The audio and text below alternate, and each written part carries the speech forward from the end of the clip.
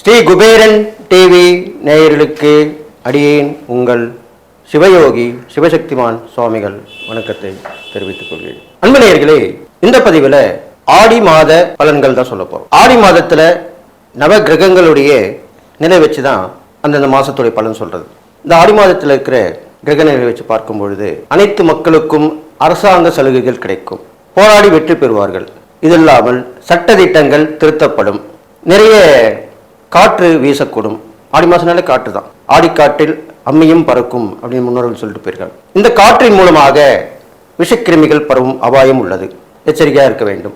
இது இல்லாமல் ஆங்காங்கே நிலச்சரிவுகள் ஏற்படும், பூகம்பம் ஏற்படும், அதிகமான வெயில் காணும், இதெல்லாமே நடக்கும்.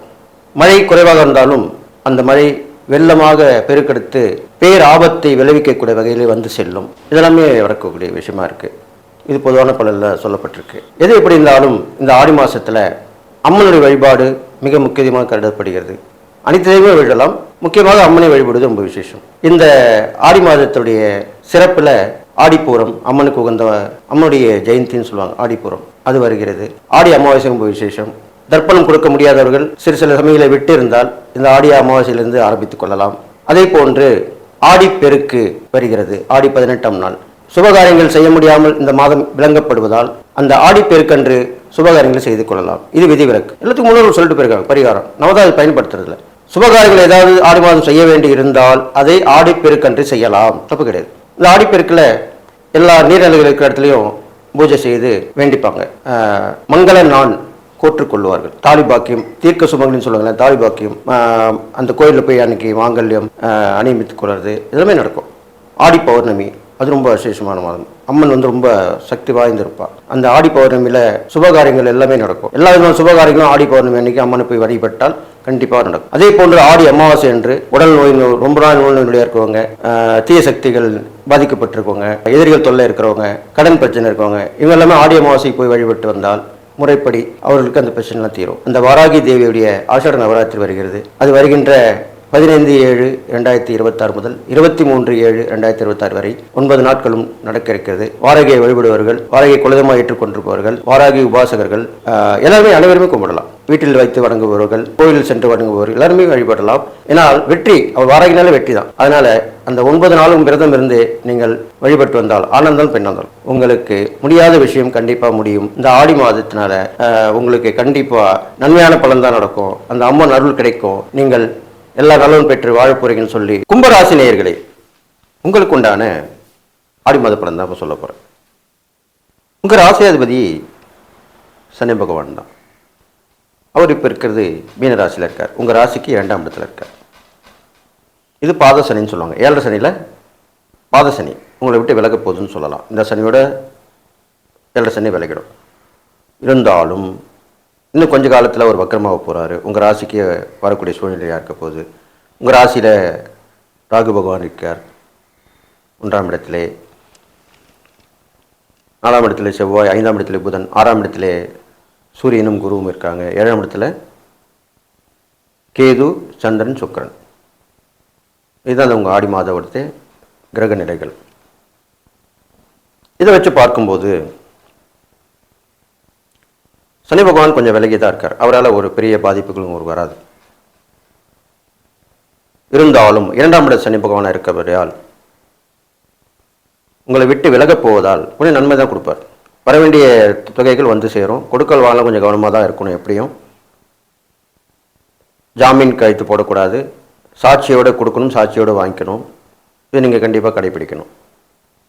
உங்களுடைய திறமைகளுக்கு உண்டான நேரங்காலம் வர அருகாமையில் இருக்கிறது. அதுக்கு நீங்கள் தயார் பண்ணிக்கணும்.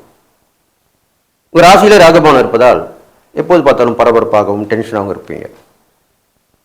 எப்போதுமே கும்பராசிக்காரர்கள் ஒரு விரக்தியான மனப்பான்மையிலே இருப்பீர்கள். எல்லாருக்கும் நடக்குது, எனக்கு மட்டும் நடக்க மாட்டேன். இந்த வார்த்தை கண்டிப்பாக உங்கள் வாயிலிருந்து வரும், வந்து இருக்கணும். அப்போதான் நீங்கள் கும்பராசி. கும்பராசிக்காரர்கள் எவ்வளோ உடைத்தாலும், எவ்வளோ திறமைகள் இருந்தாலும் முன்னேற முடியாமல் தான் இருப்பார்கள். பலரும், ஒரு சிலரை தவிர. அதற்கெல்லாம் நிறைய வழிவகைகள் இருக்கிறது, பரிகாரங்கள் இருக்கிறது. அதை செயல்படுத்த வேண்டும். ஒரு டாக்டரிடம் சென்று உடல்நிலை சரியில்லை என்று சொல்லிவிட்டு அவர் எழுதி கொடுக்கும் மருந்து மாத்திரையை சாப்பிடாமல் இருந்தால் எப்படி உடல்நிலை சரியாகும்?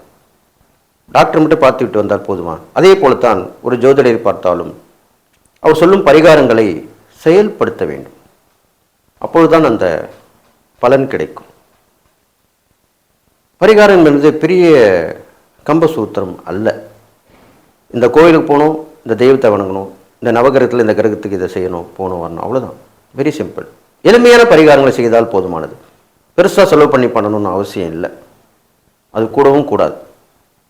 வசதி இருப்பவர்கள் பணம் இருப்பவர்கள் செய்து கொள்ளட்டும். நான் எப்பொழுதுமே எளிமையான பரிகாரங்கள் தான் சொல்லுவேன்.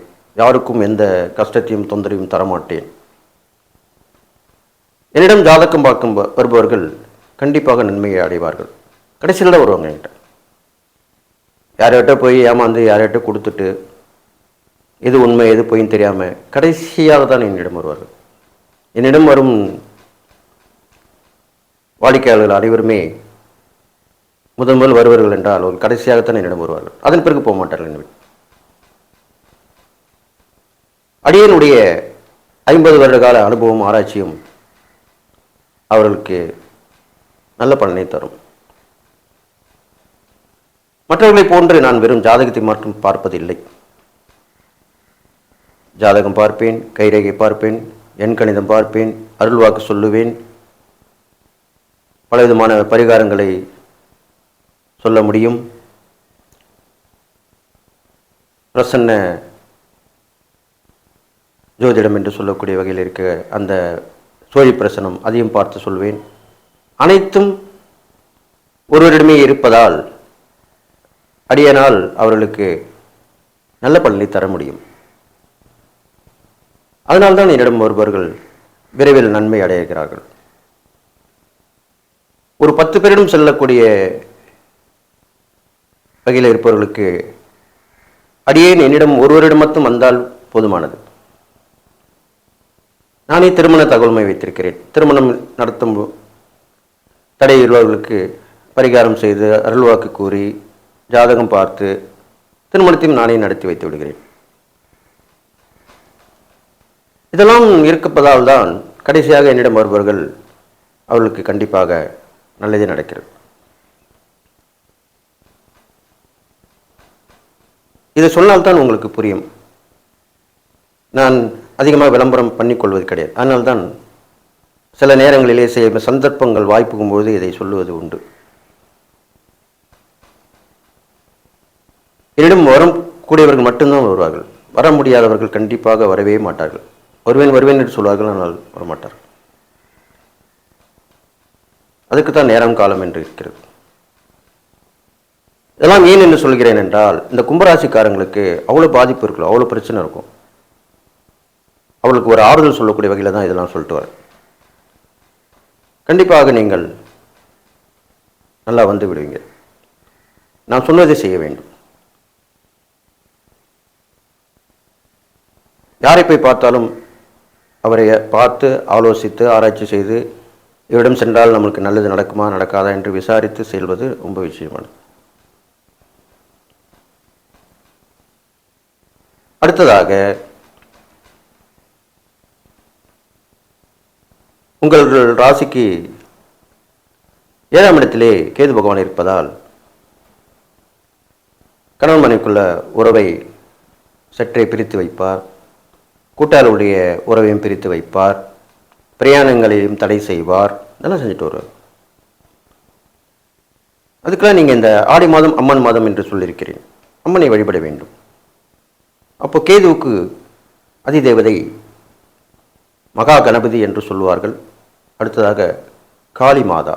காளி தேவியும் கேதுவுக்கு அதிபதியான தேவதை தான். அப்போ உக்கிரதெய்வ வழிபாடு, காளி தெய்வ வழிபாடை வழிபடலாம். அம்மன் மாதன்ற போது காளி அம்மனுக்குமே இந்த ஆடி மாதத்திலே விசேஷங்கள் நடக்கும். அப்போ காளியம்மனை வழிபட்டு அவளுக்கு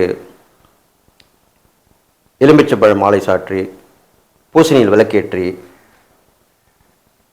நைவேத்தியம் செய்து வசதி இருந்தால் அபிஷேக ஆராதனைகள் செய்து வழிபட்டு வரலாம். அப்போ உங்களுக்கு பிரச்சனை கண்டிப்பாக தீரும். இது இல்லாமல் சனியுடைய ஆதிக்கத்தில் நீங்கள் பிறந்துள்ளபடியால் கால பைரவர், அன்னை வாராகி தேவி இந்த இருவருமே விடக்கூடாது. சனியுடைய தாக்கம் குறையக்கூடிய வகையிலே இவர்கள் அருள் புரிவார்கள். கால பைரவருக்கும் அந்த தகுதி உண்டு, வாராகி தேவிக்கும் உண்டு. சனி பகவான், யமதர்மர் இவர்கள் இருவருமே கண்ட்ரோல் செய்யக்கூடிய பவர் இவங்க 2 பேர்ட்டும் உண்டு. இவங்க 2 பேரும் வணங்குறவங்களுக்கு இவங்க இந்த சனி பகவானாலும் யமதர்மராஜாலும் ஏற்படக்கூடிய பலன்கள் குறைவதாக இருக்கும். சிறுசாக இருக்கும், பெருசாக சிறுசாகிடும். ஆபத்து, விபத்து, கண்டங்கள் எல்லாமே விலகிடும். இந்த பதிவில் நான் ஒன்று சொல்லணும். என்கிட்ட கேட்குறவங்களாம், சாமி நாங்கள் ஜாதகம் பார்த்தோம், இவருக்கு ஆயுள் இருக்குன்னு தான் சொன்னாங்க, ஆனால் இப்படி எப்படி போயிட்டாரு, எதனால் ஏற்பட்டது, இப்படி தான் நிறைய பேர் கேட்குறாங்க. அப்போது தவறியவர்கள் இறந்தவர்களுக்கு ஜாதகம் பார்க்கக்கூடாது என்பது ஜோதிட சாஸ்திரத்தில் ஒரு விதி. அப்போது நான் அதை பார்க்க மாட்டேன். ஆனால் நான் அருள்வாக்கு சொல்கிறபடியால் அந்த வகையிலே அவர்கள் சொல்லுவேன். என்னுடைய அன்னையை வரவழைத்து காளி தேவி, வாராகி தேவி இவர்கள் இருவருமே என்னுடைய வாக்கிலே வந்து அமர்ந்து சொல்லுவார்கள். அப்பொழுது அவங்களுக்கு விளக்கும். ஏனென்றால் ஒவ்வொரு ஜாதகத்திலுமே கண்டங்கள் என்று வரக்கூடிய அமைப்புகள் உள்ளது. அதில் 3 முறை கண்டங்கள் வரும். அதில் 3த்திலுமே அவங்க தப்பி பிழைத்தால் மட்டுமே அந்த ஆயுளை அனுபவிக்க முடியும். இது புரியாமல் தான் எல்லோரும் ஏக்கமாக புலம்பி தீர்த்து கொண்டிருக்கிறார்கள். அந்த கண்டங்களிலிருந்து தப்பிக்க வேண்டும். அதுக்கு தான் அந்த காலத்தில் என்ன சொல்லுவாங்க, ஒரு ஜாதகத்தை அடிக்கடி பார்க்கலனா கூட முக்கியமான நேரத்தில் பார்த்துட்டு வரணும். ஒரு தசை நடக்கும்போதும், ஒரு தசை மாறி இன்னொரு தசை நடக்கும்போதும், ஒரு பிறந்த நாள் வரும்பொழுதும், முக்கியமான முடிவுகள் இருக்கும் பொழுதும், இப்போது இந்த மாதிரி காலகட்டத்தில் கண்டிப்பாக ஜாதகம் பார்த்தாக வேண்டும். அப்போ இந்த கண்டங்கள் வரக்கூடிய நீங்கள் கேட்கணும், கண்டங்கள் எப்போ வரப்போகுது, எந்த பீரியட்னு சொல்லி வச்சுருந்தாங்கன்னா அந்த பீரியடில் போய் ஜாதகத்தை போய் பார்க்கணும். ஜோதிஷம் மறந்து விடக்கூடாது. அப்போது அதுக்குண்டான உபாயங்கள் சொல்லுவாங்க. எப்பயுமே ஒரு கண்டம் வரும்பொழுது அதுக்கு தான் நான் பல்வேறு பதிவுகளை சொல்லியிருக்கேன்.